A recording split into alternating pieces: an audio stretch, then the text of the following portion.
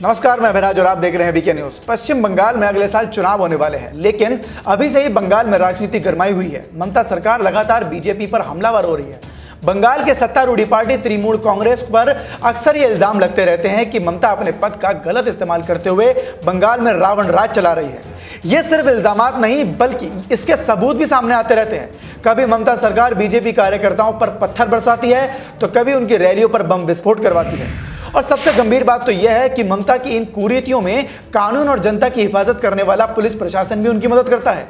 तो वहीं एक और खबर सामने आई है जिसमें हिटलर दीदी का असली चेहरा एक बार फिर से लोगों के सामने आ गया है। बता दें कि पश्चिम बंगाल में टीएमसी के समर्थकों की हिंसक वारदात सामने आई है, जिसमें भारतीय जनता पार्टी के अध्यक्ष जेपी नड्डा के पश्चिम बंगाल के दौरे का आज दूसरा दिन है। वह मुख्यमंत्री ममता बनर्जी के भतीजे और सांसद अभिषेक बनर्जी के संसदीय क्षेत्र डायमंड हार्बर जा रहे थे। बीजेपी ने आरोप लगाया है कि नड्डा के काफिले पर तृणमूल कांग्रेस के गुंडों ने हमला कर दिया, जिसमें कई गाड़ियां टूट गई। तो चलिए अब आपको बताते हैं कि पूरा मामला क्या है। बीजेपी अध्यक्ष जेपी नड्डा के पश्चिम बंगाल के दूसरा दिन था आज। वह मुख्यमंत्री ममता बनर्जी के भतीजे और सांसद अभिषेक बनर्जी के संसदीय क्षेत्र डायमंड हार्बर जा रहे थे। बीजेपी ने आरोप लगाया कि जेपी नड्डा और कैलाश विजयवर्गीय के काफिले पर तृणमूल कांग्रेस के कार्यकर्ताओं ने हमला किया। वहीं दक्षिण 24 परगना में टीएमसी और बीजेपी कार्यकर्ताओं के बीच झड़प भी हुई। बीजेपी के प्रदेश अध्यक्ष दिलीप घोष का आरोप लगाया गया है कि टीएमसी कार्यकर्ताओं ने बीजेपी अध्यक्ष जेपी नड्डा का काफिला रोकने की कोशिश की। इस दौरान टीएमसी कार्यकर्ताओं ने पत्थरबाजी भी की।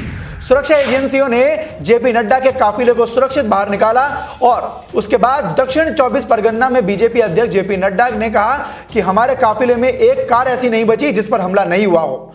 मैं इसलिए बच गया क्योंकि मैं बुलेट प्रूफ कार के अंदर था। इसी के साथ जेपी नड्डा ने कहा कि पश्चिम बंगाल की इस अराजकता को खत्म करना होगा। तो वहीं कैलाश विजयवर्गीय और मुकुल रॉय के बारे में बताते हुए उन्होंने कहा कि इस वारदात में वो गंभीर रूप से घायल हुए हैं। तो वहीं इससे पहले बीजेपी ने दावा किया था कि टीएमसी ने बीजेपी के राष्ट्रीय अध्यक्ष जेपी नड्डा के दौरे में कुछ घंटे पहले ही बीजेपी नगर अध्यक्ष सुरजीत हलदर पर हमला किया था। दरअसल हम आपको बता दें कि बीजेपी नगर अध्यक्ष सुरजीत हलदर का कहना है कि हम जेपी नड्डा की यात्रा से पहले झंडे और बैनर लगा रहे थे, तभी 100 से अधिक टीएमसी कार्यकर्ताओं के एक समूह ने हम पर हमला बोल दिया। उन्होंने हमें बुरी तरह से पीटा। उन्होंने मुझे चेतावनी भी दी कि वो मुझे जान से मार देंगे। हमारे 10 से 12 कार्यकर्ता इस वारदात में घायल हो गए। तो दूसरी तरफ टीएमसी ने इस वारदात पर सफाई देते हुए कहा कि यह एक झूठा आरोप है क्योंकि हम कभी ऐसा काम करते ही नहीं। असल में बीजेपी कार्यकर्ताओं ने अभिषेक बनर्जी का पोस्टर फाड़ दिया। दिलीप घोष और कैलाश विजयवर्गीय हमेशा ही गलत बयान देते हैं।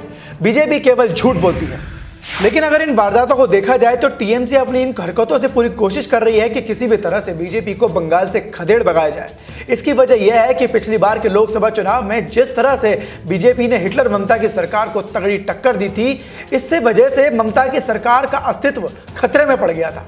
इसलिए ममता सरकार आए दिन बीजेपी पर हमला करती रहती है, लेकिन बीजेपी भी अपनी कमर कस के मैदान में उतरी है और अपनी पूरी कोशिश कर रही है कि अगले साल के चुनाव में भगवा झंडा ही बंगाल में लहराएगा। तो फिलहाल इस खबर में सिर्फ इतना ही। देश और दुनिया की ऐसी ताजा तमाम खबरों से जुड़े रहने के लिए देखते रहिए वीके न्यूज। धन्यवाद।